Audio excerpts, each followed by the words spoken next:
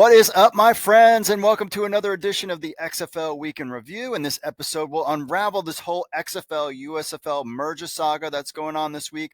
Martavis Bryant is back in the NFL, and Casey Sales clinched the CFL All-Star honors.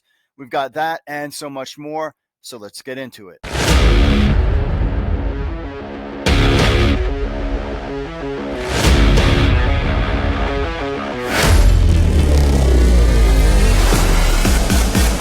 All right, so let's talk about this XFL USFL merger update, and I've got kind of my 2 cents on it as well. So sources have indicated that of course, that there's going to be a possible XFL merger announcement in early November. We've talked about that.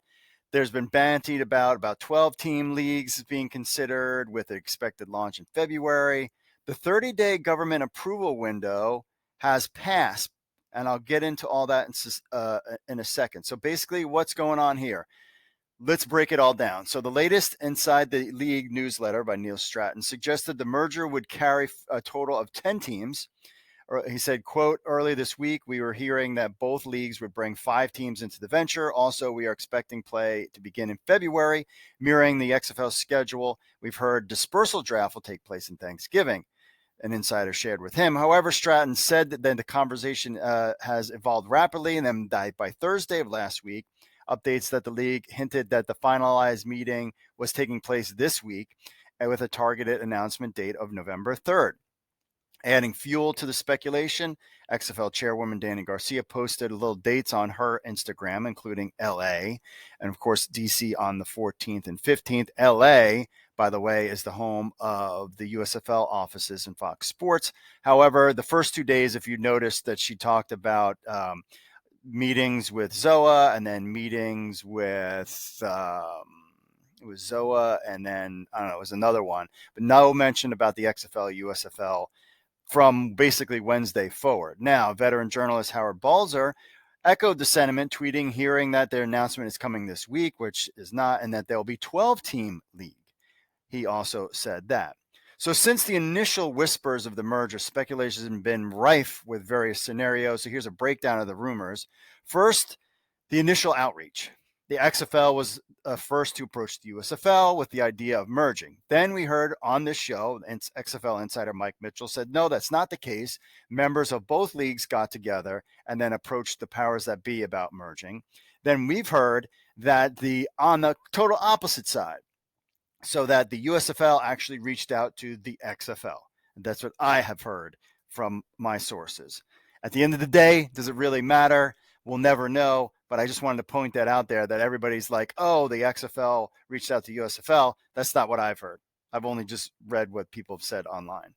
As far as the league composition goes, the rumors are now 12 teams. Then it was 10 teams. And then there's 8 teams. Who knows what that is? The hub city concept, that's kind of been bantered about, that they were going to adopt the USFL's business model on that. I did know that people complained about the travel when it comes to the XFL stuff. The Seattle Sea Dragons in particular didn't like having to travel all the way from Arlington to Seattle and then back. And the teams didn't like going out there. So that's a thing out there. I've also heard this little tidbit that they're potentially home for the Philadelphia Stars. Stay tuned to that, because remember, they're maybe talking about 5 and 5. That would mean to add an additional location on the USFL side. That could potentially be Philadelphia. That's been something out there. And then the schedules and the draft. First, we heard it was going to be the USFL schedule ending in July. Now that it's going to be the XFL schedule in February. And then also finalization, the government approval clears the path for the merger talks. This part I want to get into in a second, but that basically the 30 days has passed. Now, from what I'm hearing, and then there was another rumor update from Howard Balzer later on. We said latest on the fluid at USFL XFL source, looks like 12 teams, 2 team hubs, 4 XFL teams departing. Orlando, Las Vegas, Seattle, Houston. Meetings this week to hopefully finalize the announcement time prior to Thanksgiving. Some other cities could change. Goal is to have owners in 2025. Okay. So basically, I hear from my sources saying that basically what Howard Balzer and others are getting is either from agents and TV guys. I have heard from two different completely sources saying everything that you hear on the internet, they don't know what they're talking about. That is a quote from two completely different sides of the equation, that whatever you read is not going on.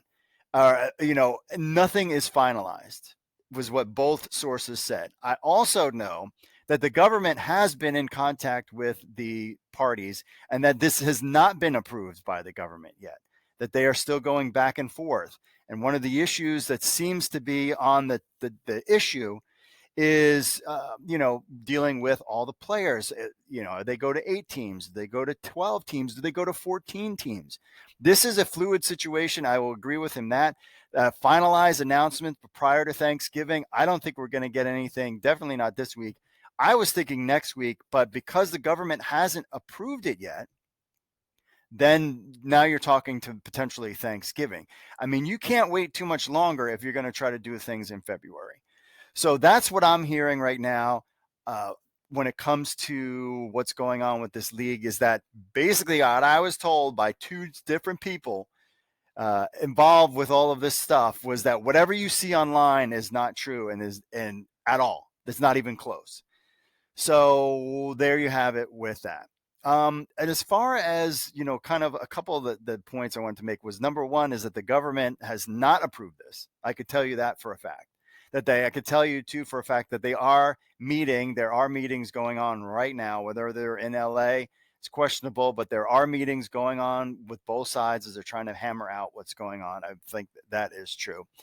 And then the timeline, definitely, I mean, we'll be lucky, but from what I've heard, that the government has not approved this stuff and that they've gone back and forth.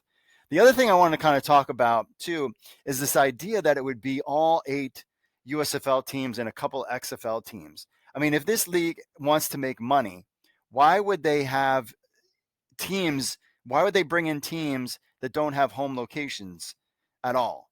I mean, how do you make any money off of that? You're basically throwing money away. So that's the logic part of that doesn't make any sense to me. Why would you? I mean, I could understand Las Vegas because you don't have a home. Houston, I think still Houston Roughnecks are out, and it's going to be the Gamblers. But like some of these other, New Jersey Generals and Pittsburgh Maulers, like all of these places, they don't. The Philadelphia Stars, they don't have home locations. Why would you? It seems like a big waste of money. And that was the kind of the negative look about the USFL. That's why I'm like, I don't know, I buy that. And the fact that Howard Balzer put out there about teams, they did plan on selling teams in 2025. That's old news. That's something that Lack and Murdoch had talked about early on when it comes to the USFL. So that's not like anything new. And they both had players, financial people kind of working behind the scenes, trying to find investors and that kind of thing. So what I can tell you is that the government hasn't approved it yet, and this situation is still fluid. And from what I was told is that everything that you read on the internet is not true and not even close. Maybe that's including me, who knows? But that's kind of what the different things that I'm hearing. So I'm not, I'm hopeful that maybe we'll get something next week. I don't think we will, because if the government hasn't approved it. So the thing is that there's a 30-day window, but then there's 30 days after that that they can go back and forth. And they have been going back and forth, I can tell you that, trying to figure out what exactly is, what it comes down to is the teams and the people that are going to get laid off and how that's going to impact everything. So it's a fluid situation. That is 100% correct. Probably something before Thanksgiving. I think that is correct. Other than that, we don't know. And because it's just being discussed right now. I thought that there would be something more in place. I mean, Mike, I have lots of concerns about all of this stuff. What the viability of spring football in the United States. I really have to see how this all comes together. But if you see right now, I mean, Orlando's selling tickets, Seattle's selling tickets, DC is selling tickets, St. Louis, San Antonio, all of Arlington, they're all selling season tickets. You have a couple events coming up this week with some USFL teams selling tickets. But we're back to this other situation that we were in before, which is like when the XFL and the CFL were in talks, and we had to wait. and find out what's going on. And now you have one season of the XFL, and now we're back in talks trying to figure out what's going on next. And it just really, I mean, this is it. We'll see what happens, because if these guys can't get it together, I don't think anybody will. And which is, I don't understand why spring football will not work. It's beyond me. But we're all just kind of sitting by and waiting to see what happens. So stay tuned to XFL News Hub as we break it down. We'll just have to keep an eye on things and see how it goes. Are you a fan of the XFL, USFL, and CFL football?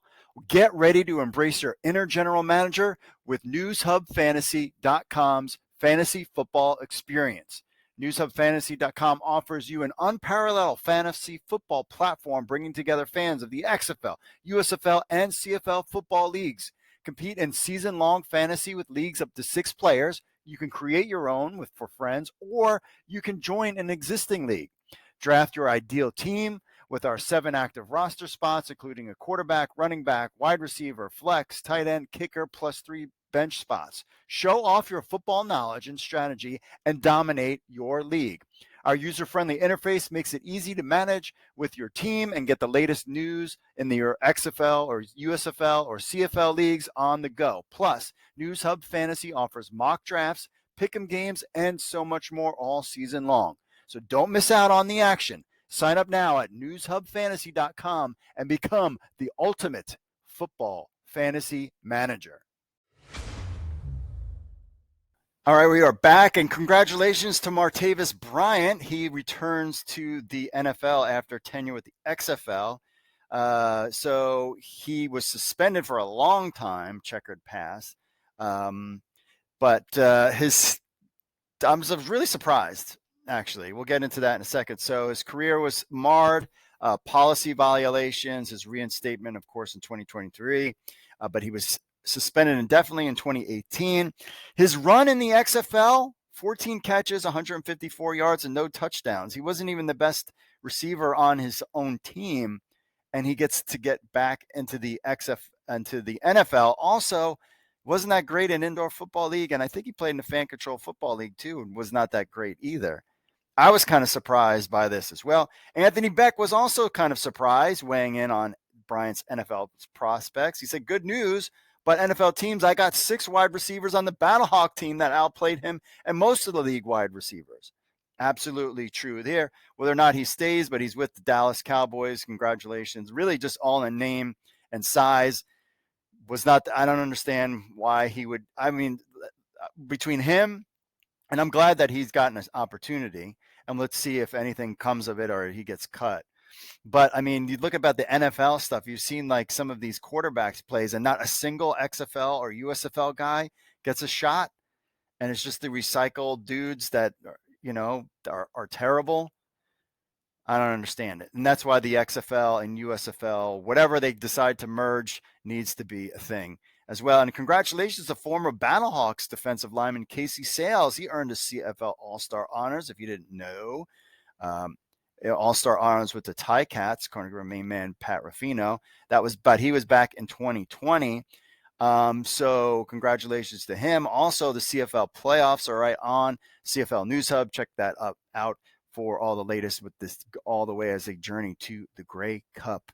And finally, my big season of starting with the XFL and all the way to the USFL, then to the CFL, is actually coming to an end. I've been doing football articles basically since February, all the way until now. So I'm ready to take a little break, but excited about see how the Grey Cup turns out. All right, my friends, that's a wrap for this week's show, XFL Week in Review. So make sure you stay tuned. On top, make sure you hit that subscribe button. Subscribe on YouTube, iTunes, Spotify, and hopefully we've got some interesting news next week. If we don't have anything, then we're not going to talk. But you've noticed that things have started to get a little quiet now with the players getting signed and all this other kind of stuff. So hopefully we get some news. I don't think we'll get anything this week. I mean, if it's not today before this, as when this comes out, then I don't know. Maybe I'm leaning now more towards that Thanksgiving timeline. We'll get a treat. But I mean, this is another season for both of these leagues. I mean, thank goodness they're selling tickets now, but we need to start getting schedule and drafts and all sorts of things need to happen. And I'm definitely concerned, but we'll see how things turn out. All right, that's it for me, folks. As always, God bless, and I will see you all later.